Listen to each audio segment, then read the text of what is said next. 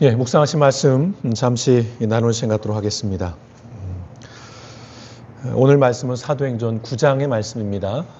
오늘 말씀은 이 단어로 좀 시작을 해볼까 합니다.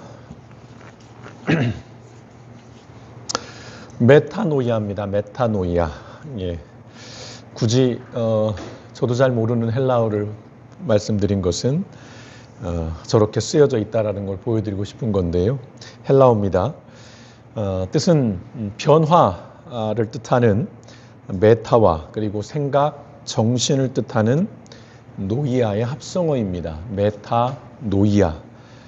즉 마음을 바꾸다 또는 생각을 바꾸다라는 그런 의미를 가진 헬라어 단어입니다. 메타노이아.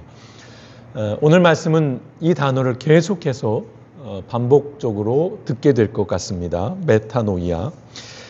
우리말 성경에서는 회심 또는 회개로 번역합니다. 회심 또는 회개. 그 가운데 한자로 회개는 뉘우칠 회와 고칠 개로 구성이 되어 있습니다. 뉘우치는다, 고친다라는 두 가지 의미가 담겨 있는 것이고요. 영어로는 repent, converse 두 단어로 구분됩니다. 전환, 변화, 회개 이렇게 우리가 이야기하고 있는데요. 그래서 종합해 보면 메타노이아라고 하는 이 단어는 우리가 지난날의 과오를 후회하면서 뉘우치는 어떤 결심 또는 반성 같은 감정, 내가 잘못했다, 후회된다, 어떤 그런 자책하는 그런 것들을 넘어서서 방향의 전환입니다. 그 다음에 행동의 변화로 이어지는 전인격적인 그런 전환, 변화를 의미하는 단어입니다. 그게 뭐라고요? 메타노이아입니다. 메타노이아. 오늘 사도행전 9장에는 바로 이 헬라어 메타노이아의 의미를 그야말로 교과서처럼 보여주는 사건 그리고 인물이 등장합니다. 누굽니까? 사울입니다. 사울. 사도행전 9장은 굉장히 중요한 장입니다. 특별히 기독교인들에게는 아주 전형적인 하나의 예시를 보여주는 그러한 말씀인데요. 오늘 이 9장에는 우리가 전체로 다 읽어보셨지만 후반부로 가면 베드로의 이야기도 기록되어 있습니다. 베드로의 이야기도 만만치 않은 중요한 말씀이 기록되어 있는데 오늘 말씀은 그 앞에 주로 담겨 있는 사울의 이른바 회심 이야기를 중심으로 나눠볼까 합니다. 기독교 역사에서 수많은 메타노이아의 사례가 있습니다. 그렇죠? 예수를 믿고 돌아오는 모든 사람들은 다 이 메타노이아를 경험할 수밖에 없는 그런 사람들인 것입니다. 그 가운데서도 그 중에서도 오늘 이 사울의 회개 이야기는 가장 극적이고 또한 가장 중요한 사건이기도 합니다. 자, 사울은 인종적으로 유대인입니다. 그리고 그 중에서도 분파를 따지자면 바리새인들이에요. 근본적인 율법주의자들을 부릅니다. 그리고 아주 열성적인 유대교 근본주의자라고 할 수 있습니다. 그래서 우리가 아시는 것처럼 사울에게 예수와 예수의 제자들 그리고 교회는 어떤 존재입니까? 배교자예요. 이단자입니다. 그리고 불경한 집단이에요. 오늘날 우리가 통일교를 바라보거나 또는 신천지를 바라보거나 할 때에 그런 시선이에요.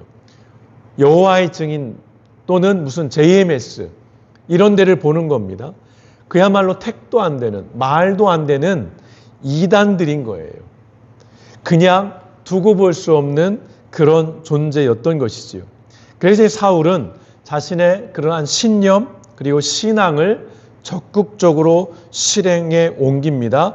오늘 그 말씀이 9장 1절과 2절에 기록되어 있습니다. 함께 보시면 사울은 여전히 주님의 제자들을 위협하면서 살기를 띠고 있었다. 여전이라는 표현 속에서 우리는 앞서 스데반 집사 이야기를 기억해야 합니다. 스데반 집사님이 순교할 때에 그 자리에 누가 있었죠? 사울이 있었습니다. 돌을 집어던지는 사람들의 겉옷을 맡아서 지켜주던 사람이에요. 조력 역할을 했던. 그때도 이미 사울은 그 마음속에 이 그리스도인들에 대한, 교회에 대한 불타는 적개심이 있었던 거예요. 그것이 계속 이어지면서 살기를 띠고 있었다고 얘기합니다. 그리고 뭐라고 말씀합니까? 그는 대제사장에게 가서 다마스쿠스에 있는 여러 회당으로 보내는 편지를 써달라고 하였다. 이 편지는 뭐냐면 그야말로 체포하기 위한 허락서 또는 체포영장 같은 거예요. 그걸 지금 그가 요구했다는 것입니다. 그리고 그 도를 믿는, 그 도는 뭡니까? 예수 그리스도의 그 복음, 예수 그리스도의 가르침을 믿는 사람은 남자나 여자나 가리지 않고 닥치는 대로 묶어서 예루살렘으로 끌고 오려는 것이었다라고 말씀합니다. 장면이, 그림이 그려지시죠? 지금 사울이 어떠한 일을 행하고 있는지 매우 과격하고 대단히 폭력적인 인물이에요. 이 자체로만 보면. 근데 조금 오해는 좀 하지 않아야 될 부분이, 사울의 인격 자체가 그러면 그렇게 아주 못돼 처먹은 것이냐? 그건 아니라는 거예요. 그의 신념이에요. 잘못된 신념. 그의 잘못된 신앙이 그를 이렇게 폭력적인 아주 과격한 인물로 만들어냈다는 것입니다. 오늘 우리는 요 1절에서 2절 말씀만을 가지고도요, 잘못된 신념이나 신앙이 얼마나 위험한 것인지, 얼마나 그것이 불안하게 만드는 것인가를 우리는 단적으로 확인할 수 있습니다.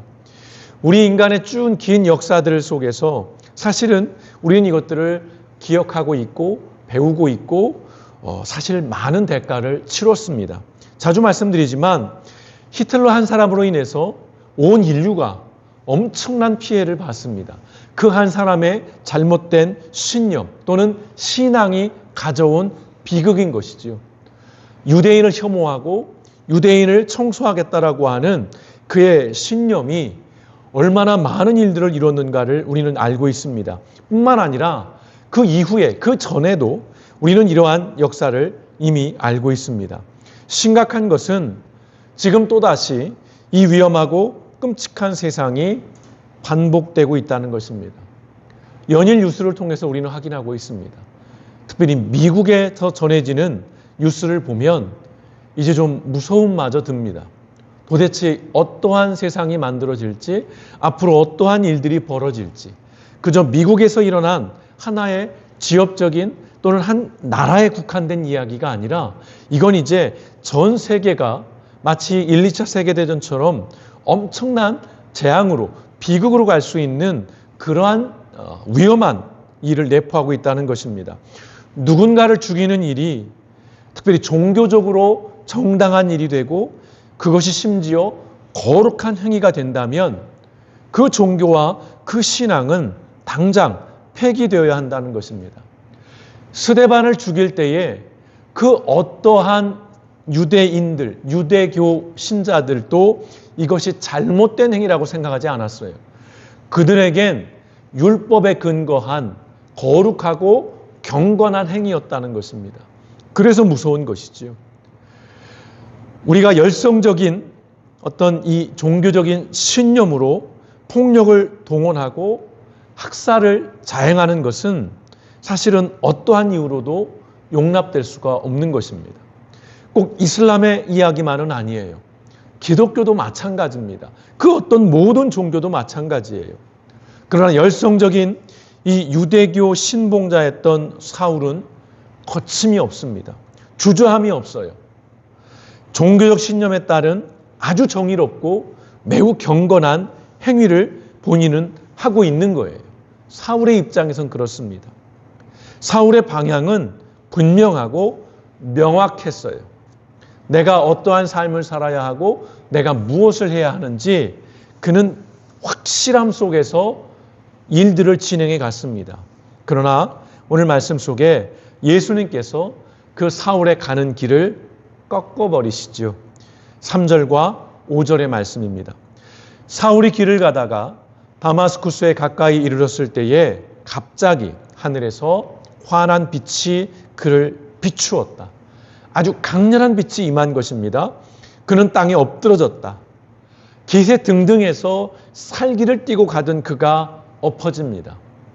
그리고 그는 사울아, 사울아, 내가 왜 나를 핍박하느냐 하는 음성을 들었다. 그래서 그가 주님, 누구십니까? 하고 물으니 나는 내가 핍박하는 예수다. 라고 하는 음성을 듣습니다. 그림이 그려지시죠? 강렬한 빛 가운데 시력을 잃어버립니다. 그리고 엎드러져 버려요. 그리고 음성을 듣게 되는데 그 음성에 압도당합니다. 두려움과 공포 속에서 누구인가를 물을 때에 들려오는 음성은 나는 내가 핍박하는 예수다라고 하는 예수님의 음성이 들리는 것입니다. 종교적 신념에 충만해서 거침없이 내달리던 사울이 한순간에 넘어졌습니다. 그리고 사흘 동안 보지 못하고요. 그리고 음식을 먹지도 않습니다. 먹을 수도 없었겠죠. 이후에 예수님의 명령을 받은 제자 아나니아가 사울을 찾아가 안수했고 그러자 사울은 다시 보게 됩니다. 아나니아가 예수님의 명령을 들었을 때에 그가 심히 우려를 표시해요. 예수님, 사울이 어떠한 자인지를 내가 압니다. 그리고 소문을 들어 압니다. 그가 예수를 믿는 자들을, 교회에게 얼마나 큰 폐악을 저질렀는지 익히 알고 있는데 두렵습니다. 또는 싫습니다. 라는 마음이 들었던 거죠. 그럼에도 아나니아는 그 예수님의 그 말씀, 그 명령에 순종해서 사울을 찾아가서 안수하고 그를 회복시키는 일을 하는 것입니다. 성경은 이렇게 들려줍니다. 17절과 19절의 말씀. 그래서 아나니아가 떠나서 그 집에 들어가 사울에게 손을 얹고 형제 사울이여 그대가 오는 도중에 그대에게 나타나신 주 예수께서 나를 보내셨소. 그것은 그대가 시력을 회복하고 성령으로 충만하게 되도록 하시려는 것이요 하고 말하였다.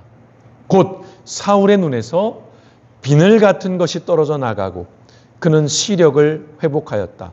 그리고 그는 일어나서 침례를 받고 음식을 먹고 힘을 얻었다. 사울은 며칠 동안 다마스쿠스에 있는 제자들과 함께 지냈다라고 말씀합니다. 여기서 우리가 관심 있게 봐야 할 표현, 눈에서 비늘 같은 것이 떨어졌다. 언젠가 이 말씀만, 이 문장만을 가지고 주일에 함께 말씀을 나눈 기억들이 있습니다. 매우 의미심장한 표현이에요. 눈에서 비늘 같은 것이 떨어졌다는 거예요. 그리고 비로소 사울이 보게 됩니다. 사울의 시야와 시선에 변화가 생긴 거예요. 세상을 바라보던, 사람들을 바라보던, 특별히 예수 그리스도를, 또 예수 그리스도의 제자들을, 또한 교회를 바라보는 그의 시야, 그의 시선에 변화가 생겼다는 것입니다. 비늘 같은 것들이 떨어진 그의 잘못된 신념과 잘못된 그 종교, 그것이 벗겨진 거예요. 다시 말해서 이제 그는 방향의 대전환을 이루게 됩니다. 9장 20절과 22절에 보시면 그런 다음에 그는 곧 여러 회당에서 예수가 하나님의 아들이심을 선포하였다.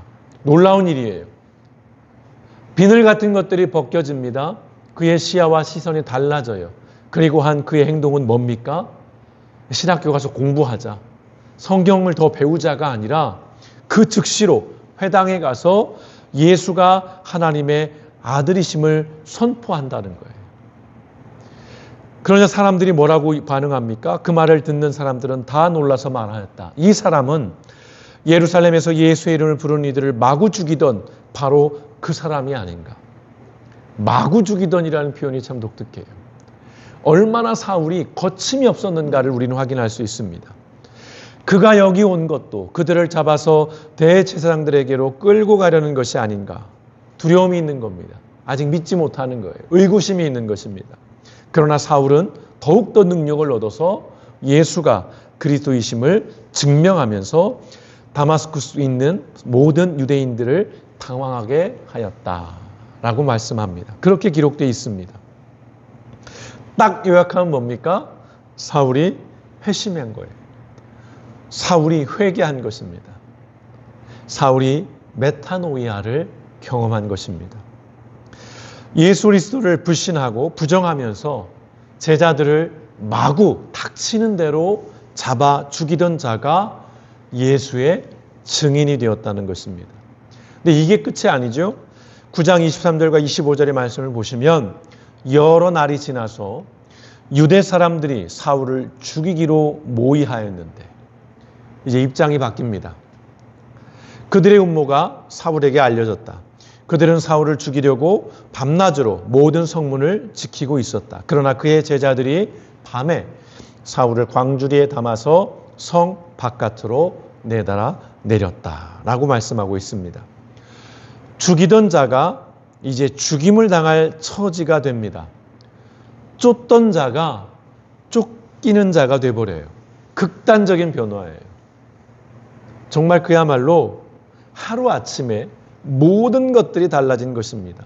사울의 삶에 대전환이 일어난 것입니다. 이것이 바로 메타노이아입니다. 메타노이아는 다시 말씀드려요. 후회하는 감정이 아닙니다. 가룟 유다가 예수님을 음30에 팔아 넘겼습니다. 그리고 나서 자신이 한 그 일에 대해서 그가 괴로워했어요. 얼마나 괴로워했는지 그가 목을 매 스스로 죽습니다. 그런데 이것은요, 단순한 후회일 뿐이에요. 그는 어디에도 회개하지 않았습니다. 후회는 했어요. 자책은 하고 괴로워는 했지만 거기서 돌이키지는 않았다는 것입니다. 회개는 감정을 넘어서요, 존재의 근본적인 방향, 목적지가 바뀌는 거예요. 그때 회개가 되는 것입니다. 베드로를 기억하시죠? 베드로도 3번에 걸쳐서 예수님을 부인했어요. 나는 모른다. 맹세하기도 했어요. 난 결단코 그가 누구인지 모르고 나와 상관없는 자다라고 이야기했어요. 그리고 그 새벽에 닭이 울고 그때 베드로가 그 자리에 통곡하지요. 가룟 유다처럼 그가 후회하고 자책했어요. 근데 눈물만 한 바가지 흘리고 끝나지 않고 그가 다시 돌아왔죠. 그리고 제자의, 사명자의, 증인의 길을 끝까지 걸어갑니다. 이것이 메타노이아입니다. 예수님께서 공생애를 시작하시면서 처음으로 선포하신 메시지가 무엇입니까? 마태복음 4장 17절입니다. 여러 번 말씀드렸어요. 무슨 말씀이죠? 그때부터 예수께서는 회개하여라, 하늘나라가 가까이 왔다 하고 선포하기 시작하셨다. 예수님께서 공생활을 시작하시면서 선포하신 첫 메시지, 첫 일성이 이거였어요. 회개하라는 거예요. 자, 이 예수님의 이 외침은 3가지의 의미가 담겨 있습니다. 첫째는 멈추라는 거예요. 멈추라는 것입니다. 지금까지 너희들이 가고 있던 길 일단 멈춰. 스탑이에요. 일단 멈추라는 것입니다. 그리고 2번째는 뭡니까? 방향을 전환하라는 것입니다. 턴하라는 거예요. 유턴하라는 것입니다. 돌이키라는 것이에요. 자, 그리고 셋째, 하나님께 걸어가라는 것입니다. 그림이 그려지시죠? 멈추는 것입니다. 그리고 돌아서는 거예요. 그리고 걸어가는 것입니다. 이게 메타노이아입니다. 자기 중심의 삶의 방식을 버리고요, 가까이 임한 하나님 나라의 질서 안으로 들어오라는 강력한 초청이면서 명령인 것입니다. 그래서 이 말씀을 드리고 싶어요. 회개는요, 후회하면서 머리를 떨구는 것이 아니라 소망으로 고개를 드는 것입니다. 이걸 꼭 기억하셨으면 좋겠어요. 그저 후회로 머리를 떨구고 자책하고 원망하고 가슴을 치면서 내가 왜 그랬을까? 이게 아니에요. 오히려 소망 가운데 고개를 드는 것입니다. 시야와 시선을 달리하는 것이에요. 아버지 집을 떠났던 둘째 아들을 기억하시죠? 그가 아버지 집을 떠났습니다. 등졌어요. 그리고 얼마 가지 않아 그가 비참한 생활 가운데 빠지면서 후회하기 시작합니다. 한탄을 해요. 그리고 자기를 막 자학하기 시작합니다. 그런데요, 우리는 뭘 기억합니까? 그가 그 비참한 현실 속에서 고개를 떨군 채 한탄하고 자책하며 후회만 한 것이 아닌 것이죠. 무엇을 했습니까? 그가 생각을 합니다. 그래, 아버지 집이 있어. 아버지 집에 가면 내 이런 삶은 바뀔 수 있어. 그래서 그 생각을 행동으로 옮긴 것이죠. 아버지 집을 향해서 고개를 들고 나아갑니다. 그 결론을 우리는 알고 있죠. 그리고 아버지가 그 아들을 기다리고 있다가 그 아들을 품어줍니다. 이것이 메타노이아예요. 그 아들이 내가 잘못했어. 내가 왜 이랬을까? 그리고 거기에 주저앉아 있지만 않았어요. 그가 소망으로 아버지 집을 향해서 다시 돌아간 것입니다. 자, 멈췄어요. 그리고 돌이켰고요. 그리고 나아갔습니다. 이것이 바로 메타노이아라는 것입니다. 오늘 사울의 회개 이야기는 우리에게 예수를 믿고 또한 예수님을 따라 산다는 것의 그 무게, 그 의미를 우리에게 보여줍니다. 믿음의 삶은 모든 순간 그리고 모든 영역에서 지속적인 거예요. 이게 중요합니다. 그리고 반복적인 그런 메타노이아를 요구한다는 것입니다. 난 한번 회개했으니까 됐어. 또는 야, 내가 지금 몇 번째인데 난 이제 염치가 없지. 이제 용서해달라는 것 내가 그런 기도 못 드리겠어. 여러분, 이건 신앙 아닙니다. 겸손함도 아니고요. 양심적인 것도 아니에요. 믿음의 눈으로 보면 이건 교만이고 오만함입니다. 우리는 매 순간 멈추고 돌아서고 나아가야 한다는 것입니다. 그게 신앙이에요. 신앙의 삶이란 그래서 이 메타노이아의 끊임없는 반복입니다. 저도 그렇고 여러분도 그렇습니다. 아무리 유명한 목사님일지라도 아무리 믿음이 출중한 성도님들이라 할지라도 우리는 한평생에 걸쳐서 이 메타노이아를 반복해야 한다는 것입니다. 메타노이아는 그런 면에서 세 가지 차원의 변화를 우리에게 요구합니다. 첫째는요, 관점의 변화입니다. 관점. 사울은 예수님을 부인하고 부정했어요. 그의 관점에서는 예수는 아무것도 아닌 거예요. 이도저도 아닌 거예요. 너 뭐 돼? 라고 할 만큼 아무것도 아닌, 무시해도 되는 그런 존재였어요. 그런 관점을 가지고, 그런 세계관, 그런 가치관을 가지고 있었어요. 그런데 메타노이아를 경험한 바울은 예수님을 시인합니다. 그 예수님을 인정해요. 삶의 관점이, 그의 세계관이, 그의 가치관이 달라져 버린 것입니다. 율법을 추종하던 사울이 예수님을 따르는 바울로 변화됐다라는 말씀입니다. 두 번째는요, 관계의 회복입니다. 관계의 회복. 사울은 유대인과 유대교인이 아닌 사람들은 모두 외부인으로 그리고 적으로 여겼어요. 자꾸 미국 얘기해서 뭐하지만 지금 미국이 이런 걸 보여주는 것이잖아요. 이민자들은 무조건 추방하겠다는 것입니다. 그럼 본질적으로 모든 미국의 사람들은 다 추방당해야 돼요. 여러 번 말씀드리잖아요. 거기에 원래 네이티브 원주민들은 우리가 인디언이라고 부르는, 원래 그 살던 사람들은 백인도 아니고 유럽인도 아니고 아시아인도 아니고 흑인도 아니었다는 것입니다. 근데 이 사울은 그 관계 속에서 이 인종주의, 민족주의에 철저하게 빠져있던 사람이에요. 그래서 유대인이 아닌 사람, 유대교인이 아닌 사람들은 그래서 죽여야 되는 거예요. 능동적으로. 그리고 죽여도 되는 그런 존재로 그는 여기고 있는 것입니다. 그걸 자연스럽게요. 그러나 바울은 달랐어요. 메타노이아를 경험한 바울은 모든 사람은 하나님 안에서 동등하고 귀한 존재라고 선언하고 선포합니다. 그의 서신서 전체를 통틀어서 수없이 반복되는 메시지가 그거예요. 남자나 여자나 종이나 노예나 헬라인이나 유대교인이나 다 복음 안에서 예수 안에서 우린 다 하나라는 그 얘기를 끊임없이 그가 외치고 선포합니다.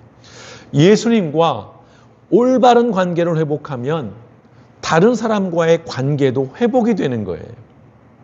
대표적인 인물이 누굽니까? 삭개오예요. 삭개오 이야기를 기억하시죠? 그는 나쁜 놈입니다. 나쁜 세관이에요. 착복하던 그였습니다. 근데 그가 변화되잖아요. 좀 이따 더 말씀을 나눠보고요. 자, 세 번째는 가치의 변화입니다. 가치의 변화. 사울은 율법 준수가 최고의 가치였어요. 그의 삶의 원동력은 율법이었고 그 율법을 지키는 게 그의 지상 과제였고 삶의 최고의 목표이자 목적이었어요. 그러나 바울은 어땠습니까? 그 율법의 완성이신 예수님처럼 되는 것을 최고의 가치로 여깁니다. 다른 모든 것들은 배설물로 여기고 오직 예수 그리스도를 아는 그 지혜와 그 지식 또는 그러한 삶을 최고의 가치로 여기는 것입니다. 추구하는 삶의 목적, 방향이 완전히 달라졌다는 것입니다. 죽이는 자에서 그가 살리는 자로 변화되었다는 것입니다. 이것이 메타노이아입니다. 이것이 우리가 평생에 걸쳐 살아내야 할 삶의 방향이자 목적지라는 것입니다. 그런데 우리는 여러 이유로 하나님의 길에서 자주 멈추고 돌아서고 이탈합니다. 하나님께로 가던 길에서 멈춥니다. 그리고 거기서 돌아서요. 등지는 거죠. 그리고 적극적으로 하나님으로부터 도망갑니다. 여러 이유가 있을 거예요. 하나님께 서운한 마음, 실망한 마음, 내가 어떤 하나님 앞에 너무도 큰 범죄를 져서 내 딴에는 염치가 없고 민망해서 우리는 그렇게 자주 멈춰서서 돌아서고 이탈합니다. 그래서 우리에게 사실은 메타노이가 더욱 중요한 것이에요. 우리의 삶에서 메타노이아가 사라지면 생각은 완고해집니다. 단단해져요. 바뀌지가 않습니다. 그리고 영성은 무뎌져요. 아주 무감해집니다. 그리고 분별은 사라집니다. 무엇이 옳은 것이고 무엇이 선한 것인지 무엇이 상식적인 것인지 이것들을 잃어버려요. 그럼 어떤 일이 벌어집니까? 그나마 있던 신앙은 흉기가 돼요. 그걸로 누군가를 죽이는 흉기로 쓰게 됩니다. 그리고 믿음은 맹신이 돼요. 덮어놓는 겁니다. 생각하지 않는 것입니다. 바울의 삶이 아닌 사울의 삶으로 퇴행해 버린다는 것입니다. 끔찍한 삶을 살면서도 그것이 잘못된 것인지를 인지하지 못해요. 깨닫지 못하는 것입니다. 거기서 그치는 게 아니에요. 오히려 그러한 삶이 경건하고 거룩한 삶이라고 착각하는 거예요. 믿어버리는 거예요. 그러니까 거리로 나가잖아요. 그러니까 태극기도 흔들고 성조기도 흔들고 이스라엘기도 흔드는 거예요. 그들이 처음부터 그런 믿음을 갖고 그런 신앙을 했던 사람들이 아닙니다. 단언컨대 만나서 얘기해 보면 그들이 처음 예수 믿을 때부터 성조기를 흔들고 이스라엘기를 흔들고 그렇게 아스팔트로 나가는 사람들이 아니었어요. 이 메타노이아의 삶을 그들이 잃었기 때문이에요. 그래서 오늘 우리의 종교가, 특별히 기독교가 우리 사회에서 아주 민폐를 끼치고 있는 이유인 것입니다. 살인자 사울은 순교자 바울이 됐습니다. 예수님을 부인했던 베드로는 증인이 됐어요. 집을 나간 둘째 아들은 돌이켜서 아버지 집으로 돌아왔습니다. 이웃의 세금을 착복하던 삭개오는 그 부당한 이익금을 4배나 쳐서 그들에게 돌려줍니다. 오늘 성도 여러분께서는 지금 어떤 길 가운데 서 계신지요? 저도 그렇고 여러분도 그렇고 우리는 언제든 잘못된 길로 갈 수 있습니다. 그래서 우리는 후회하고 자책은 해요. 그러나 거기에만 머물면 안 된다는 것입니다. 그래, 다시 말씀드려요. 회개라는 것은 후회하면서 머리를 떨구는 것이 아니라 소망으로 고개를 드는 것입니다. 하나님을 향해 나아가는 끊임없는 이 메타노이아적 삶이 우리에게 필요하다는 것입니다. 2026년 이제 1월이 지났습니다. 지난 시간은 그냥 지난 시간으로 버려두고요. 아직 우리에게 남아있는, 우리에게 다가올 시간들을 기억하시면서 2026년 올 한 해 우리가 이 지속적인, 반복적인 메타노이아의 삶을 살아가시기를 주님의 이름으로 축원드립니다. 매 순간 우리는 멈춰서서 그리고 돌아서서 그리고 하나님께 나아가는 것입니다. 이게 믿음의 삶이고 이게 신앙입니다. 끊임없이 하나님께로 흔들림 없이 나아가는 사람은 단 한 명도 없고요. 아무런 허물 없이 아무런 잘못 없이 깨끗한 모습으로 하나님 앞에 날마다 설 수 있는 사람은 어느 누구도 없습니다. 우리는 늘 더럽고 우리는 늘 넘어지고 우리는 늘 하나님 앞에 범죄하며 살 수밖에 없어요. 그러나 그때 중요한 것은 거기서 주저앉아 버리는 것이 아니라 그럼에도 불구하고 하나님을 향해 고개를 들고 시선을 하나님과 두면서 우리의 삶이 다시 하나님을 향해 나아갈 수는 있기를 그렇게 기도하고 그렇게 결단해서 일어서는 삶이 우리에게 필요하다는 것입니다. 2026년 우리 길벗교회도 또 속한 모든 성도들의 삶 가운데에서도 이 메타노이적인 삶을 통해서 우리가 매일매일 하나님께 한 걸음 한 걸음 더 나아가는 저 여러분 모든 삶이 되시기를 주님의 이름으로 축원드립니다.